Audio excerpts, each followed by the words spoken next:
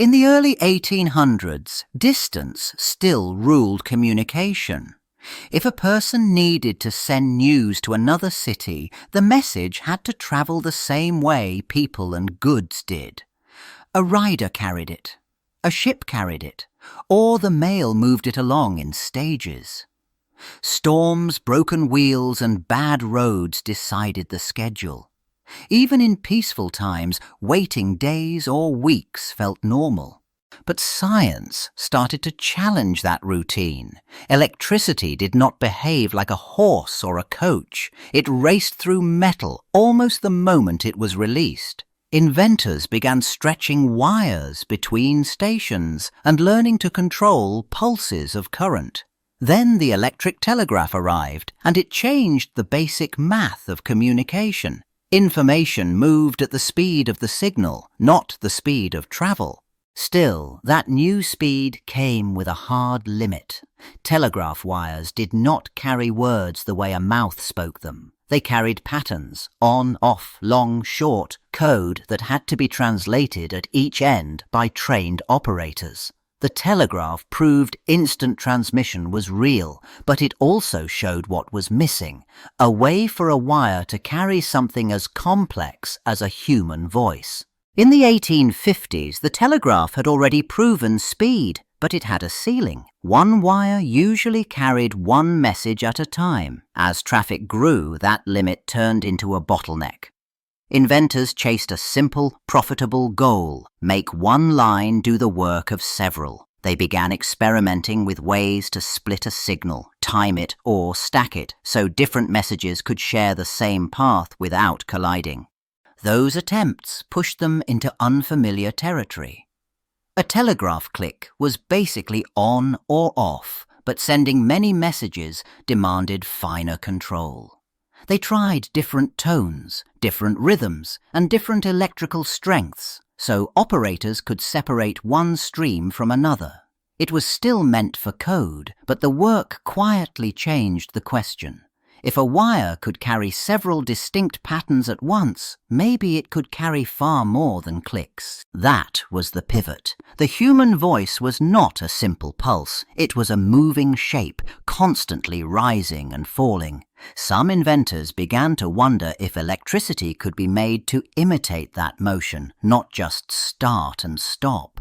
Multiplexing experiments made them think in waves instead of dots. The telegraph line started to look less like a switch and more like a channel, one that might someday carry speech. By the mid-1860s, the idea of a speaking telegraph stopped sounding like pure fantasy and started sounding like a challenge someone could tackle. One of the clearest early attempts came from Johann Philipp Reis, a German inventor and teacher who built devices meant to carry the shapes of sound along a wire.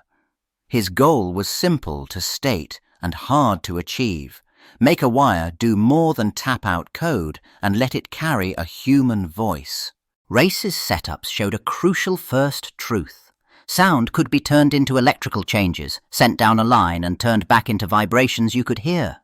Sometimes a listener even recognized a word or a musical note. That single success mattered because it proved the basic direction was right. But it also exposed the trap. The signal did not follow the voice smoothly. It broke up, jumped, and blurred, so meaning arrived only in fragments. Those limits pointed to three problems that refused to go away. Clarity stayed poor, because the electrical current did not match the continuous motion of speech closely enough. Amplification stayed weak, because the tiny variations created by a voice lost strength quickly along a wire. Reliability stayed unpredictable, because small changes in contact and construction changed the result. Reis and others had opened the door. What they had not built yet was a voice system anyone could trust. In the early 1870s, the challenge stopped being imagination and became pure engineering. A spoken sound did not arrive as neat dots and dashes. It rose and fell constantly. Bell aimed to make electricity copy those changes moment by moment, then rebuild them as sound at the other end. That meant creating a transmitter sensitive enough to follow a voice and a receiver that could turn those shifting signals back into vibrations. Others chased the same goal. Elisha Gray, an experienced American inventor, pushed his own designs toward the idea of a variable current, not a simple on-off pulse. Different workshops tested different approaches, but they all ran into the same brutal limits: weak signals, distortion, and parts that behaved differently every time. Small improvements mattered: a better contact, a steadier diaphragm, a clearer electrical change.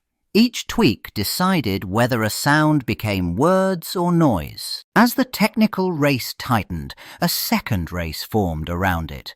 Investors watched for anything that looked like a working system, because a true speaking wire promised huge markets. Patent lawyers hovered just as closely, because the first clear claim could control everything that followed.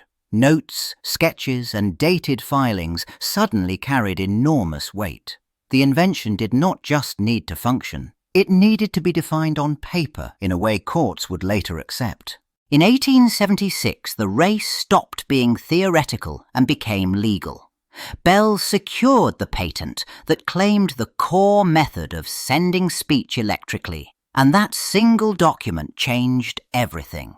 It did not just describe a clever device, it drew a boundary around an idea. Suddenly, anyone who believed they had built something similar faced a hard question.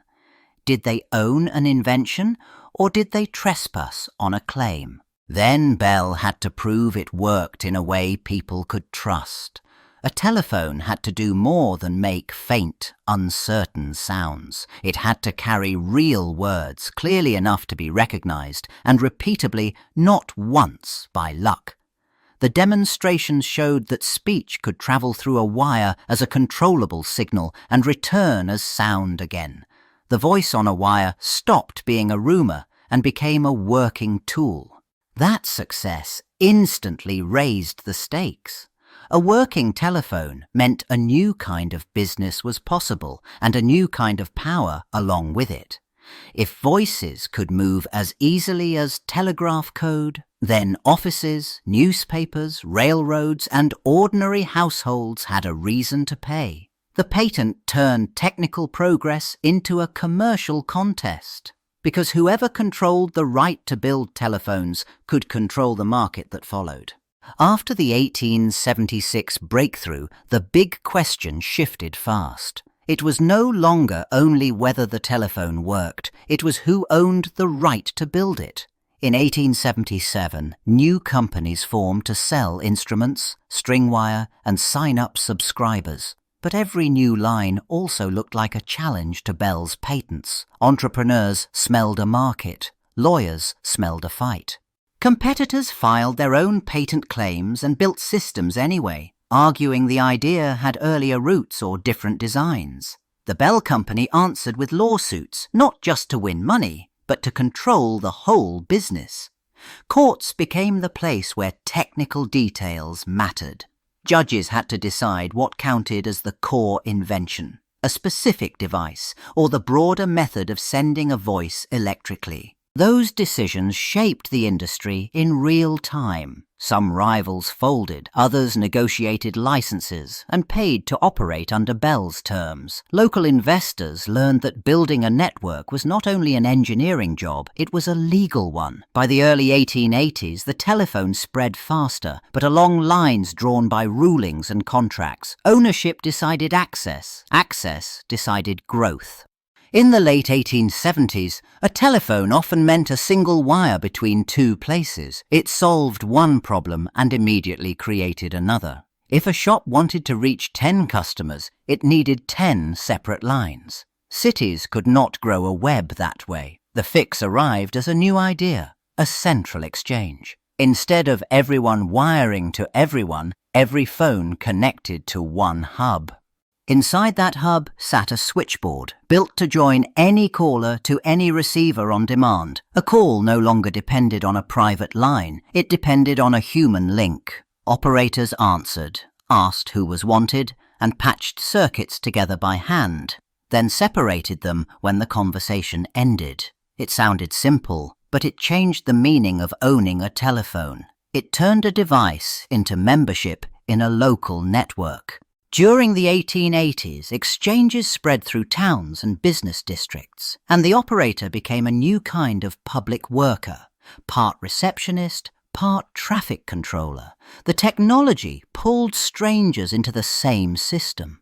Doctors, merchants, factories and homes gained the ability to reach one another quickly without planning ahead or sending anyone out. The telephone stopped being a rare connection between 2 points. It became a community that could speak to itself. In the 1890s, the telephone stopped feeling like a clever city trick and started acting like a dependable machine. Engineers improved transmitters so voices carried farther and clearer, and calls failed less often. Exchanges pushed for standard ways to identify lines so people did not rely on vague descriptions or personal familiarity. It sounded small. It changed everything. As connections became predictable, more people trusted the phone for decisions they once delayed. At the same time, long-distance lines spread outward, linking towns to cities and cities to each other. That reach rewired business. Orders, shipping changes, price checks, and last-minute corrections happened in minutes, not days. Companies coordinated across distance without waiting for written confirmation. Work rhythms tightened. Mistakes got caught sooner, but pressure rose too, because an answer could be demanded immediately. The telephone turned time into something managers could control. Then the phone moved deeper into daily life. Standardized numbering made calling more routine, less dependent on knowing an operator or a neighbor's exact location. In emergencies, speed mattered most, and a call summoned help faster than a runner on the street. In homes, the telephone reorganized habits, arranging visits, handling family news, and managing errands without leaving the house. By the end of the decade, the network shaped expectations. Silence started to feel like delay. By the early 1900s, the telephone business stopped looking like a patchwork of local ventures and started acting like one system. Smaller networks merged or fell under the control of larger companies. This consolidation changed everything. A call no longer depended on handoffs between rival lines and incompatible equipment. One company could plan routes, set standards, and invest for the long term. The goal shifted from simply adding phones to making distance predictable. But bigger companies still faced a stubborn fact: voices weakened over long wires. Engineers attacked the problem with better cables, improved loading coils, and new ways to amplify signals without turning speech into noise.